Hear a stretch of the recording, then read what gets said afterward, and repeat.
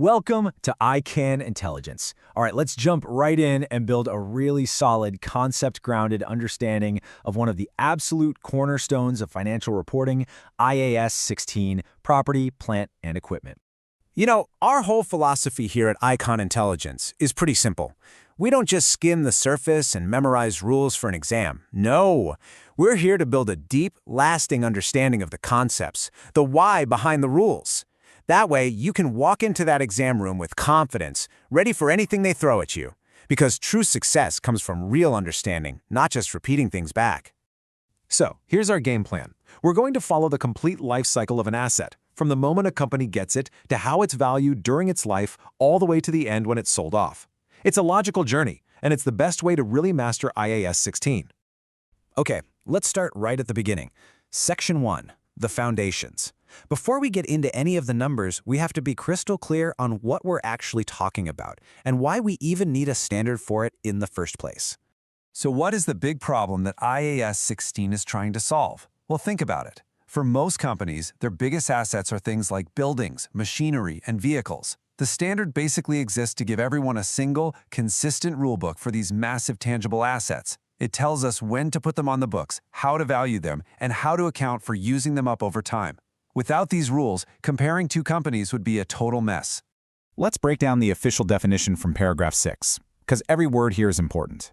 For something to be PPE, it has to clear two hurdles. First, it's got to be tangible.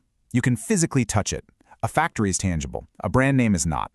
Second, it has to be held for use in the business. And, this is key, it's expected to be used for more than one period.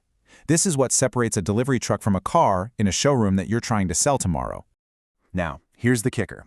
Just because something fits the definition of PPE doesn't mean it automatically goes on the balance sheet. Paragraph 7 gives us two more tests, the recognition criteria. First, is it probable that this item will bring in future economic benefits? And second, can we measure its cost reliably? You have to be able to say yes to both. In an exam, if the answer to either of these is no, you stop right there. It cannot be recognized as an asset. It's that simple.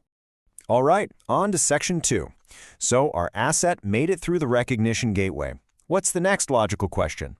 Well, how much is it worth? We need to figure out its value on day one, which the standard calls its initial measurement or cost. So, what exactly is cost? Paragraph 6 tells us it's way more than just the price tag. Of course, it's the cash you paid, but it's also any other stuff of value you gave up to get it. And here's the most important part. Cost includes every single penny you had to spend to get that asset to the location and in the condition necessary for it to be ready to work the way you want it to. And this slide, this is a classic exam battleground. You will almost certainly get a long list of different costs and be asked to figure out the initial value of the asset. The golden rule comes from paragraph 17. You only capitalize, that is, add to the asset's cost, the expenses that were directly attributable to getting it ready. Think site preparation, installation, testing. Those are in. But general business costs, like marketing or staff training, nope. As per paragraph 19, those have to be expensed. They go straight to the profit and loss statement for the period. So, when you see that long list in the exam, what do? Don't panic. You go through it line by line, one cost at a time. And for each one, you ask yourself the magic question. Was this cost absolutely necessary to get the asset into the location and condition for its intended use? If the answer is yes, you capitalize it. If it's no, you expense it. And you've got to justify your choices. Okay, on to Section 3. Our asset is officially on the books. It's there, but the story doesn't end on day one. Now, the company has to decide on a policy for how it's going to measure this asset's value for the rest of its life. And this isn't a decision you make for just one machine. You have to apply the same policy to an entire class of similar assets. According to paragraph 29, there's a fork in the road here. The company has to choose one of two paths. The first is the cost model. It's simple, it's straightforward. You just take the original cost and subtract all the depreciation and any impairment losses over the years. The other path is the revaluation model. This one is more work. You periodically update the asset's value to its current fair market value. It gives a much more relevant picture for sure, but it's definitely more complex to manage. Now, let's zoom in here, because this is where a lot of people get tripped up. How do we actually account for these revaluations? Okay, if an asset's value goes up for the first time, that gain doesn't hit your profit for the year. Instead, it goes to a place called Other Comprehensive Income, or OCI, and builds up an equity reserve called the revaluation surplus. But if the value goes down, that loss hits your profit and loss directly. Now for the tricky part. What if a gain reverses a previous loss? Well, you have to send the gain to the P&L first, just enough to wipe out that old loss. Only the leftover bit of the gain can go to OCI. That's the logic from paragraphs 39 and 40, and it's a huge area for exam questions. So, Section 4. No matter which model you choose, cost or revaluation, you have to face the fact that the asset is being used up. And this brings us to depreciation. Let's get one thing straight right away. Depreciation is not about an asset losing market value. It's the systematic allocation of an asset's cost over its useful life.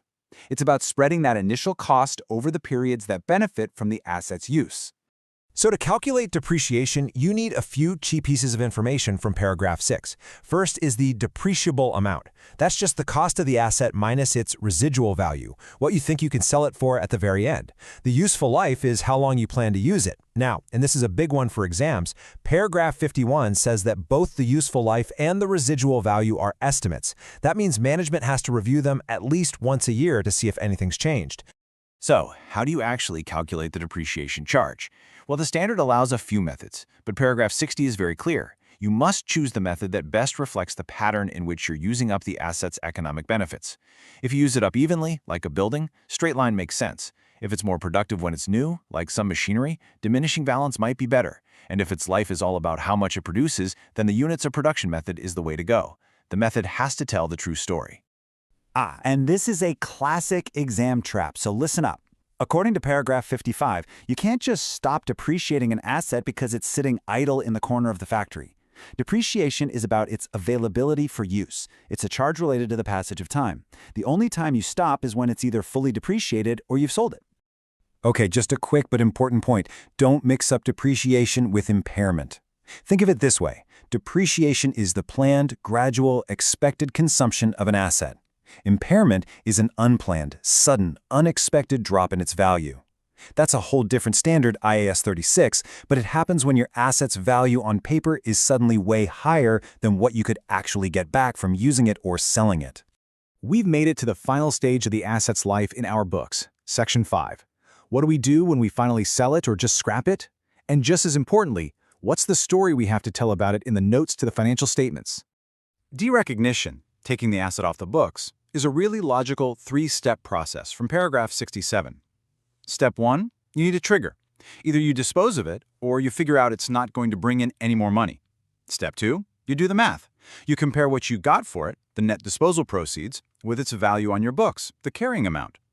Step 3, that difference, whether it's a gain or loss, goes straight into the profit or loss statement for the year. And remember, that gain is not revenue. And this right here is one of the most critical, most tested parts of the whole standard. It's the PPE reconciliation note from paragraph 73. Think of it as the complete story of your assets for the year. You start with the value at the beginning of the year, and then you show every single thing that happened. You bought some, you sold some, you had revaluations, you had impairment, and of course, you charged depreciation. All of those movements get you to the closing balance. It ties everything we've talked about into one beautiful, coherent story. And that brings us to our final section, the exam recap. Let's pull everything we've just learned into one simple, powerful framework. And here it is, the entire life cycle of an asset under IAS 16 on a single slide. This is your mental map. First, you ask the recognition question. Is it even an asset? If yes, you move on to initial measurement and calculate its full cost. Then you make the big choice, cost or revaluation model. Throughout its life, you depreciate it and you keep an eye out for impairment. And finally, when its time is up, you derecognize it. Every IAS 16 question fits somewhere on this timeline. So, I'll leave you with a final thought, something to really chew on. You know, accounting is all about trade-offs. The revaluation model gives us fair values, which are super relevant for decision-making. But those values often rely on estimates and expert opinions, which can be less reliable. So which quality does it prioritize, and at what cost? Thinking about these concepts is what will really set your exam answers apart. And that's our deep dive into IAS 16.